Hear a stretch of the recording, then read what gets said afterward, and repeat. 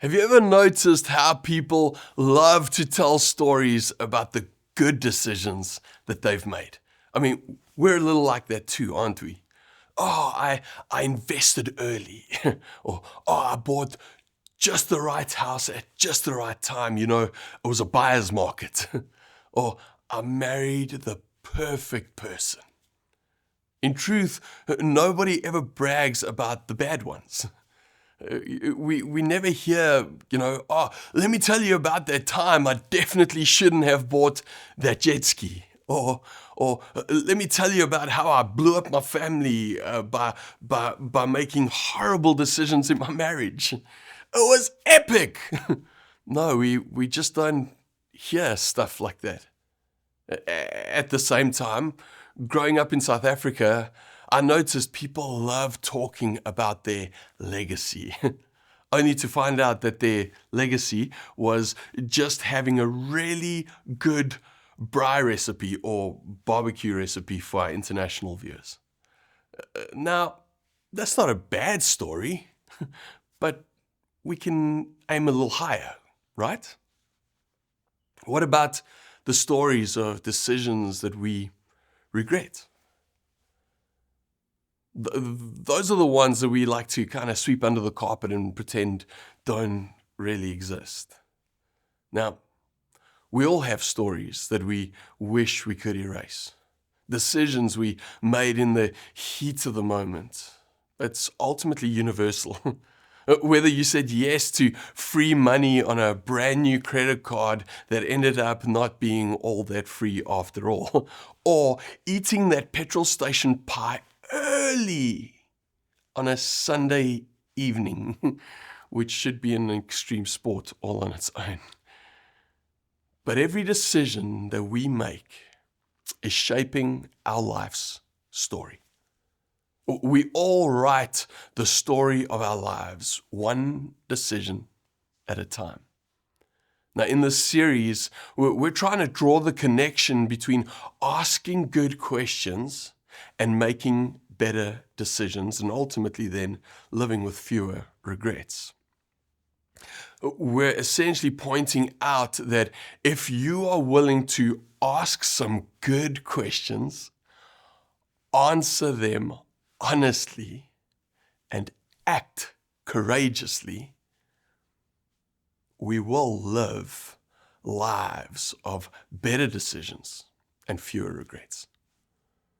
Now, it was Solomon in all of his wisdom that said, "The prudent see danger and take refuge, but the simple keep going and pay the penalty."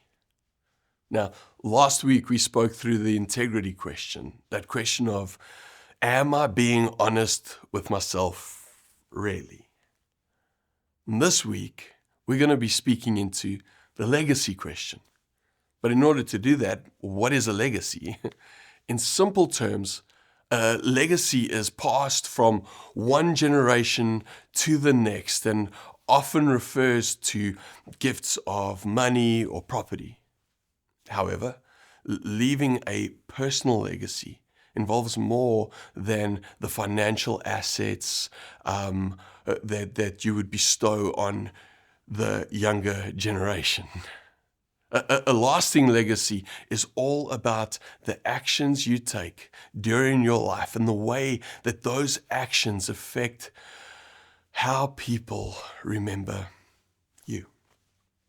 So, what is the legacy question? The legacy question is, what story do I want to tell? What story do I want to tell? When all of this is nothing more than a story that I tell, then what is the story that I want to tell? Relationally, what is the story that I want to tell? Academically, financially, professionally, physically, spiritually? In his book, Better Decisions, Fewer Regrets, Andy Stanley puts it this way. He says, the decisions that we make in the valleys are nothing more than a story we tell on the other side. Ouch or amen? What story do you want to tell? When we allow our emotions and appetites to drive our decision-making processes, ultimately we end up focusing on the immediate instead of the ultimate. The immediate is that immediate gratification, that immediate satisfaction, that immediate relief. And not the ultimate story, not the best. We all want to be able to tell our whole story. Isn't that true? We want to one day be able to sit down with our kids and our grandkids and kind of go, hey, let me tell you my life story from top to bottom. We all want to be the hero in our story. In other words, we are inclined not to tell the parts or want to tell the parts of our story that we regret.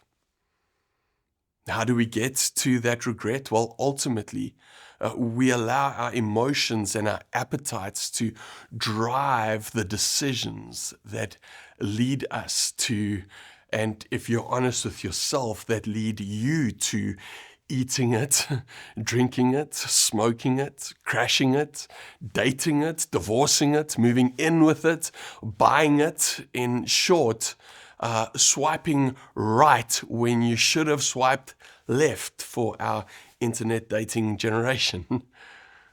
We don't want to tell those parts of our stories, no. So we need to ask ourselves, you need to ask yourself, when this is nothing more than a story to tell, what is the story that I want to tell? Now, it was around 1850 BC where a Hebrew teenager named Joseph found himself in quite a tough spot. His father, Jacob, loved him more than he loved Joseph's 11 other brothers. You see, Joseph was the son of his dad's favorite wife. Bit of a side note here, you should never have a favorite wife. Unless you have one wife, and then she should definitely be your favorite wife. I digress. His brothers absolutely hated him for this. So one day, because Joseph was his father's favorite, he wasn't out with his brothers tending sheep because he was too good for that. No, he was home with his dad. But his brothers were out tending to his father's sheep, and his father ultimately sent him out to go and check on his brothers. And when his brothers saw him approaching, they had a decision to make, what they would do with their brother. And the decision of his brothers was, let's kill him, because that's a normal thought to have. Let's kill him. Now, just for a moment, imagine that we could hop into a time machine and teleport ourselves into that moment, look at them and just ask them some good questions. Just maybe ask them, hey, do you really want the fact that 10 of you ganged up on one kid, your little brother, and killed him because you were jealous? Really? Is that really the story you want to tell? Well, fortunately, one of the brothers, Reuben, realized that this was just a bad idea.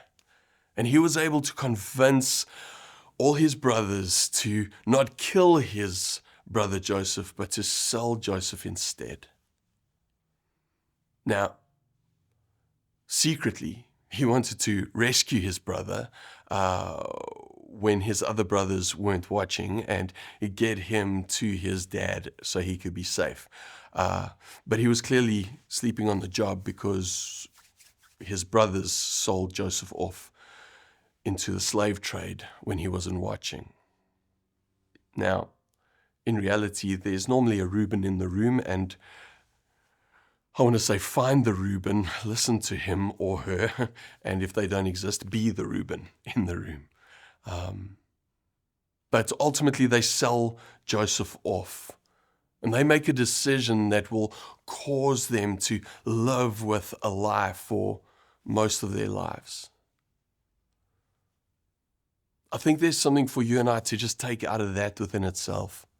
And that is, don't make decisions that make you a liar for life. So Joseph is sold into the house of a man by the name of Potiphar. And as he's sold into slavery, into Potiphar's house, Joseph now has a decision to make. Be like all the other slaves, do just enough to get by without getting killed, or embrace this slave gig to the full. Like, be the best slave that you could be. So, Joseph became the best that he could be, and Potiphar noticed. He saw that everything that Joseph touched turned to gold. So ultimately, Potiphar promotes Joseph. In fact, the author of Genesis puts it like this for us. They say, so Potiphar gave Joseph complete administrative responsibility over everything he owned. With Joseph there, he didn't worry about a thing except what kind of food to eat.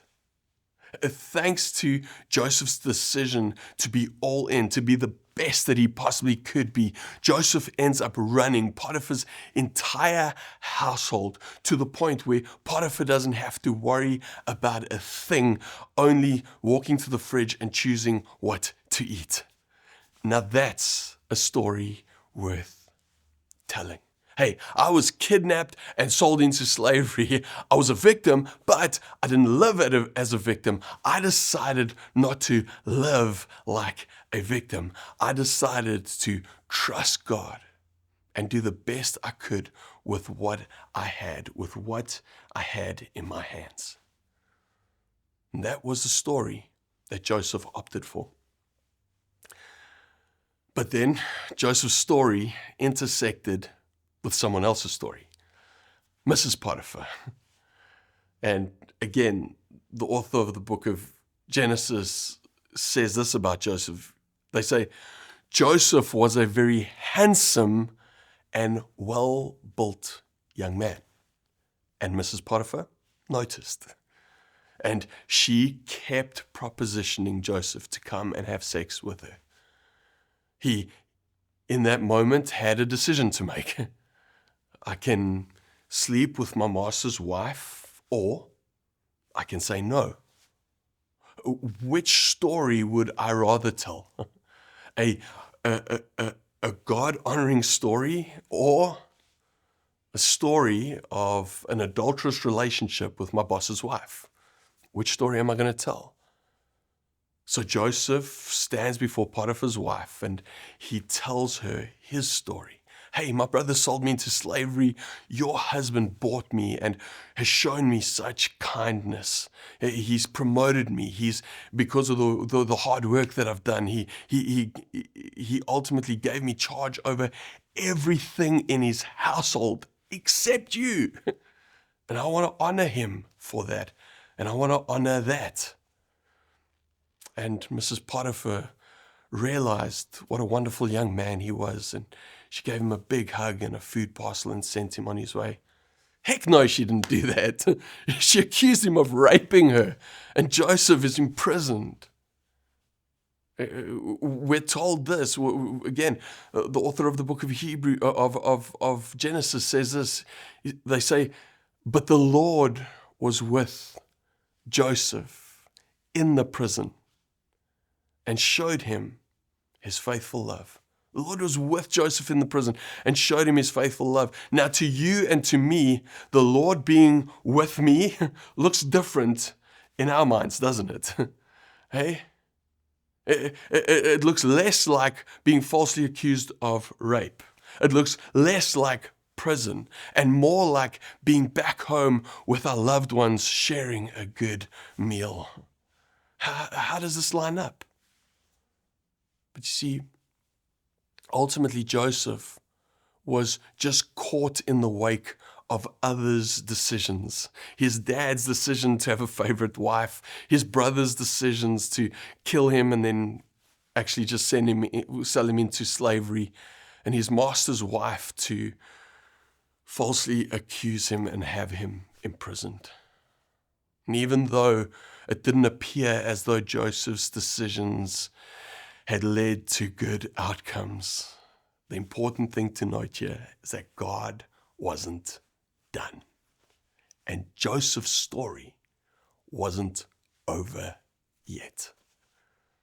And no matter what you're busy going through right now, or how unfair it may seem in the moment, it's important for you to realize that your story isn't over yet.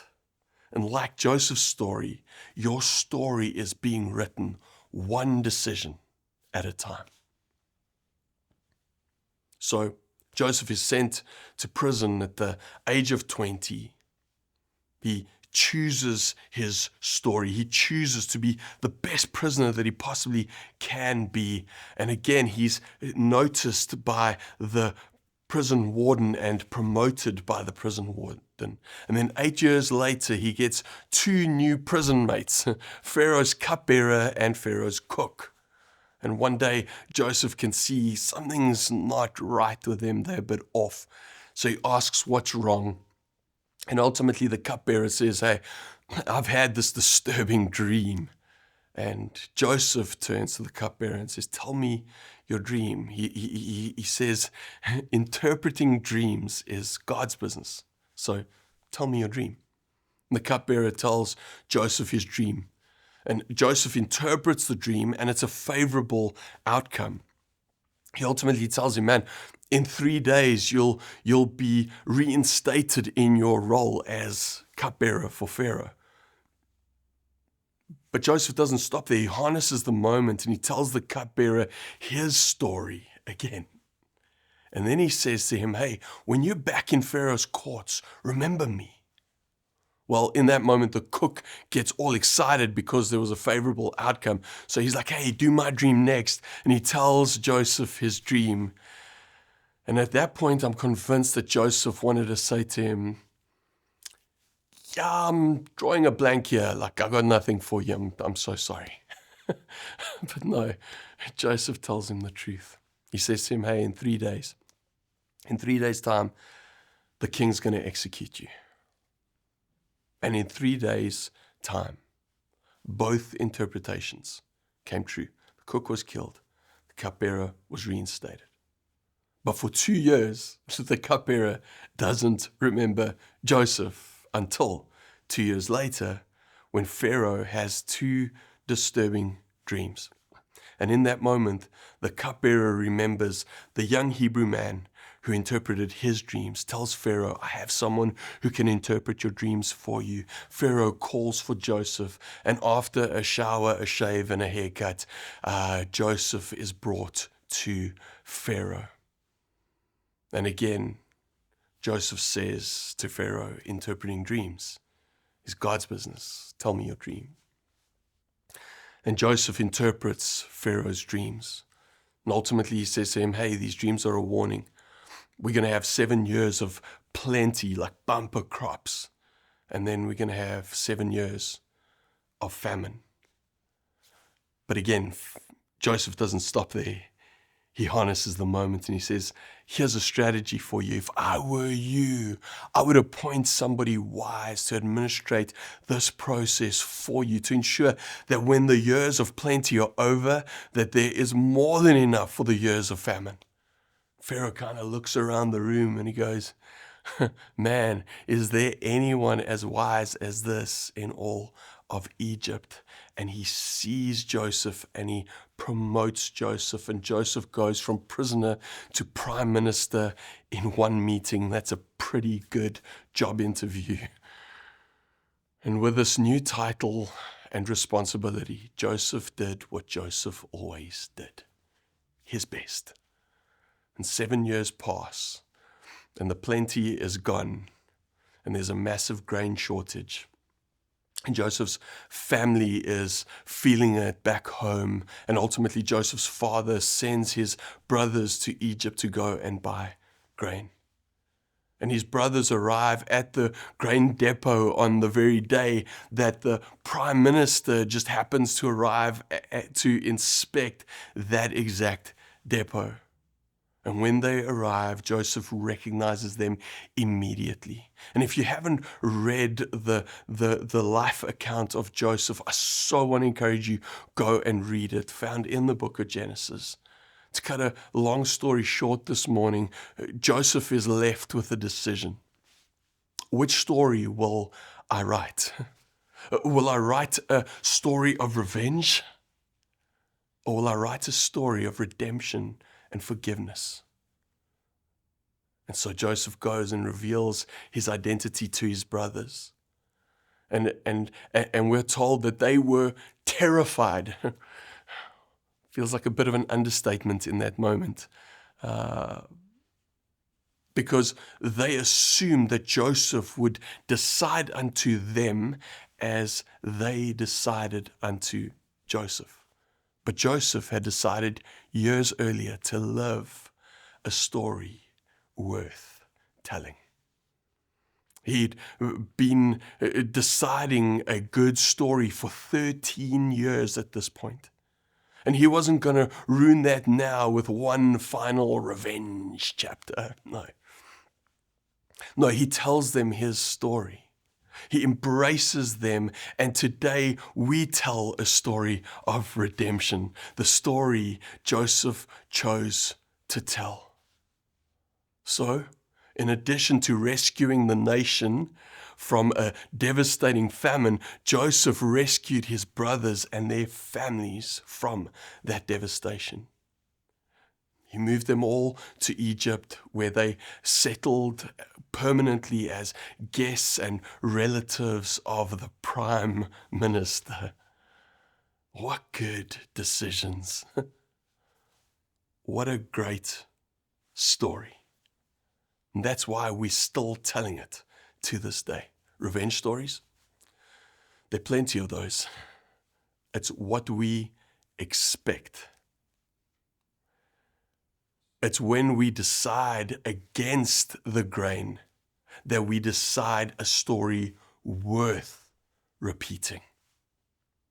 I mean, let's consider for a moment the contrast between Joseph and his brothers. His brothers decided a story they spent their lives hiding, a story that made them liars for life. Joseph had a story he was proud of, a story he was proud to tell.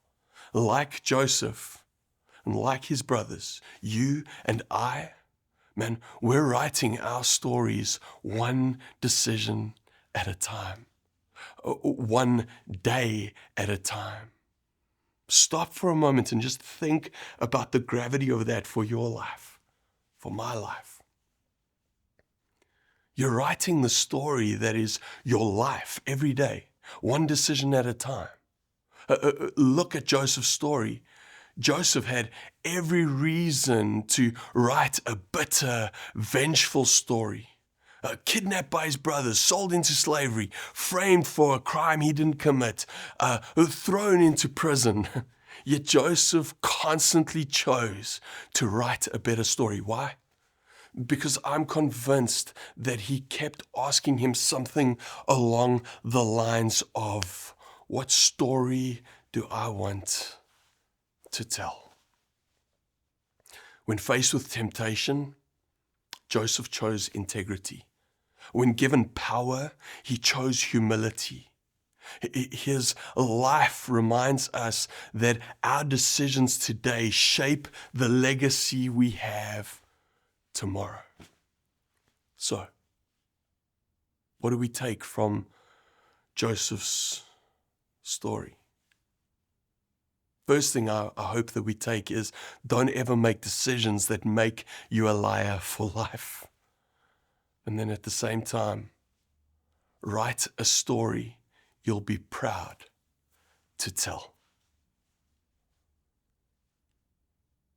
Write a God-honoring story. Every decision you make becomes a permanent part of the story of your life. Every relational, financial, and professional decision and the outcomes of those decisions become permanent parts of your story. We've all lived long enough to have a few decisions that we wish we could erase. Isn't that true? But chances are the decisions that led to your greatest regrets could have been avoided if you had paused and just asked yourself, what story do I want to tell? What story do I want to tell? In every area of life, relationships, finance, work, faith, choose decisions that align with the story you want God to tell through you. Last week we engaged and encouraged you to decide to be honest with yourself. This week you have a second decision that you can make. And the decision is tied to that legacy question. The decision is, I will decide to tell a story I'm proud to tell. I will not decide anything that makes me a liar for life. Again, every decision you make becomes a permanent part of your story, the story of your life. And if you're in the middle of making a decision right now, stop and ask yourself, out of all the available storylines, which one do I want as a permanent part of the story of my life? What story do you want to tell? What story do you want told about you? Guys and ladies, imagine a world where we all pursue wisdom in our decision making. Imagine a world where we all just take a moment and paused and asked, is this a story worth telling? Your story could inspire others. Your story could point people to freedom in God. And the good news is that no matter what's behind you, God can help you write a better story ahead as you write the story of your life, one decision at a time.